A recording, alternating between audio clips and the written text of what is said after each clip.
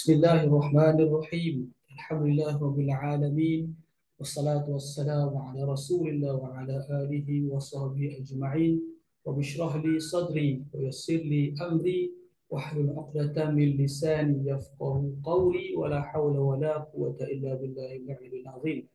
Alhamdulillah, pada hari ini saya akan membentangkan satu kertas kerja yang bertajuk Pemikiran Umar MS dalam tafsir Nurul Ihsan, satu penilaian terhadap ayat-ayat sifat. Baik, Alhamdulillah, insya-Allah pada hari ini kita akan melihat satu aspek yang terkandung dalam tafsir Nurul Ihsan.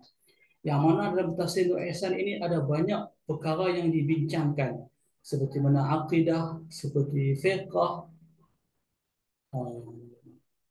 Israiliyat, hadis Nabi SAW, dan termasuklah juga tentang tafsiran ayat-ayat sifat. Dan perkara ini dia berkait rapat dengan pemikiran pengarang berkenaan dengan akidah, berkenaan dengan pendekatan pentafsiran dalam salah satu aspek yang terkandung dalam perbahasan akidah yang berkaitan dengan tafsiran ayat-ayat sifat. Baik, insya-Allah pada hari ini saya akan membuka persoalan ini dan kita akan melihat apakah pendekatan yang paling dominan, yang paling kerap diamalkan oleh pengarang ketika menafsir, ketika menulis tafsir Nurul Ihsan. Baik, seperti yang kita maklumi bahawasanya pendekatan dalam tafsir ayat sifat ini dia ada dua pendekatan, iaitu kita katakan dia sebagai pendekatan yang berhubung kait, yang berkaitan dengan ulama salafi, iaitu ulama yang berada, ulama yang mentafsir Al-Quran, yang mereka ini adalah golongan ulama sebelum 500 tahun hijrah.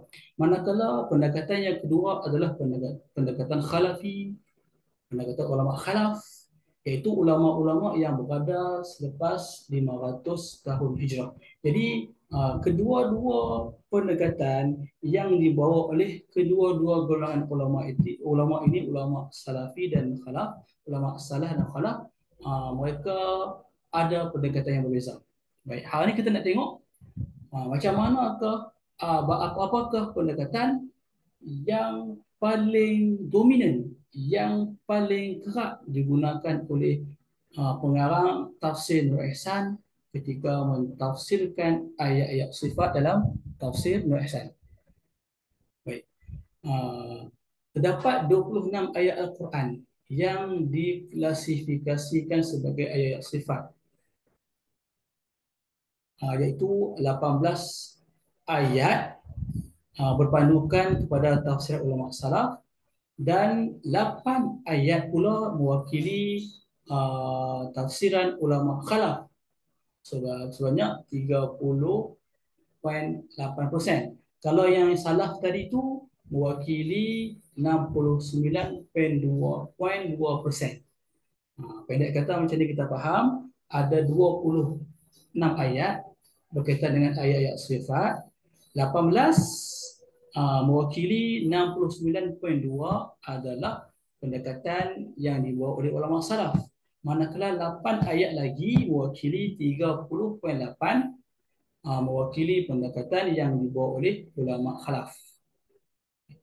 Tafsiran ayat berdasarkan pandangan ulama khalaf dapat dilihat apabila pengarang mentafsirkan ayat-ayat Al-Quran berkaitan sifat-sifat atau keadaan Allah Subhanahu Wa Taala yang pada zahirnya menyemai sifat dan keadaan makhluk ciptaan Allah Ta'ala. Tapi melalui pendekatan ini, Umar MS, iaitu pengarang tafsir Nurul Ihsan, beliau mentakwilkan ayat-ayat ini kepada suatu maksud lain yang layak dan sesuai bagi keadaan Allah Subhanahu Wa Taala. Contohnya, perkataan tangan dalam tafsir Nurul Ihsan, dalam ayat Al-Quran dalam tafsir Nurul Ihsan ditakwil, diubah, ditafsirkan kepada makna kekuasaan Allah Ta'ala. Maknanya pengarang ubah. Pengarang itu ubah kataan tangan Allah. Pada zahirnya memang dia menyamai dengan makhluk, tapi pengarang ubah kepada satu maksud yang lain, yang mana beliau mentafsirkan, mentakwilkan perkataan tangan Allah ini kepada kekuasaan Allah Subhanahu Wa Ta'ala. Yang kedua, tafsiran ayat berpandukan ulama salaf pula ketika pengarang penakatan ini terjadi ketika pengarang tidak mentakwilkan makna ayat-ayat tersebut kepada suatu maksud lain yang layak dan sesuai dengan Allah Subhanahu Wa Taala. Maknanya dalam Quran itu bila disebut tangan, maka tanganlah disebut. Bila sebut wajah, wajahlah disebut. Tidak ditakwilkan kepada suatu makna yang lain. Walaupun begitu, ulama salaf berpegang teguh bahawa keadaan Allah Subhanahu Wa Taala sama sekali tidak menyamai dengan semua makhluknya. Walaupun pada zahirnya tafsiran mereka itu seolah-olah menyamakan keadaan Allah Subhanahu Wa Taala dengan makhluk. Walaupun ulama salaf berpandangan sedemikian, iaitu tidak perlu mentakwil ke ayat sifat, tapi mereka tetap berpegang teguh bahawasanya Allah Ta'ala ini sama sekali tidak menyamai dengan semua makhluknya.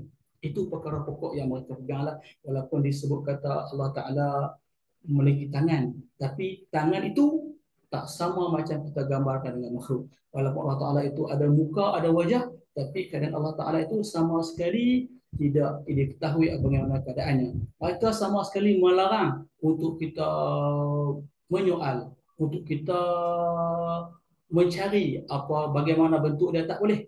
Tak boleh buat demikian. Hanya kita berserah keadaan tangan atau wajah Allah Ta'ala itu, kita serah maksud dan keadaan yang sebenar hanya kepada Allah Ta'ala. Cuma yang kita pegang, Allah Ta'ala sama sekali tidak menyamai dengan semua makhluk dia. Okay, dapatan. Berdasarkan kajian dan analisis yang telah dilakukan, kajian ini mendapati bahawa Omar MS sengaja meraihkan kedua-dua pendapat dan pendekatan ulama salaf dan khalaf tersebut.